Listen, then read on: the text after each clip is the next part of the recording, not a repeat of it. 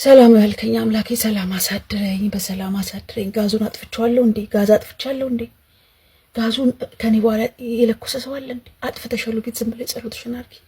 አጥፍቻለሁ፣ ጋዙን አጥፍቻለሁ። ያ ረቢ ጌታዬ መድኃኒዓለም አባቴ ወይ አንተ ታውቃለህ።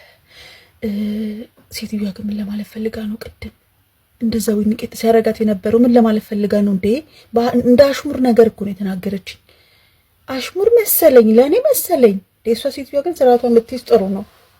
አቤት አቤት አቤት አቤት! ይቅር በለኝ መድኃኒዓለም ይቅር በለኝ አምላኬ በሰላም እንዳሳደገው። እንዴ ምንዛሬ ስንት ገብቶ ይሆን ግን?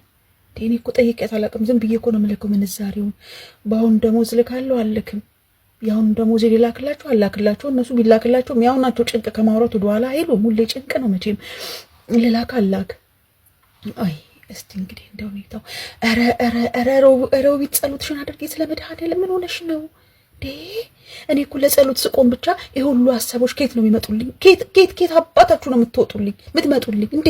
ኧረ ልጸልይበት። ከሰው አጣልታችሁ ጨረሳችሁ። አዎ ከሰው ሁሉ አጣልታችሁ ጨረሳችሁ። እውነቴን ነው። አሁን ከእግዚአብሔር ልታጣሉኝ ነው? ኧረ ቆሜ እንደ ሰው ልጸልይበት እንዴ? ለጸሎት በቆም ቁጥር ይሄ ሁሉ ሀሳቦች እንዶ አስቤያችሁ ማላቃችሁ ሀሳቦች እንዳለ አይምሮዬን የምትቆጣጠሩት ምን ሆነ? ኧረ እባካችሁ ስለ መድኃኒዓለም ልጸልይበት። ሸዋዳ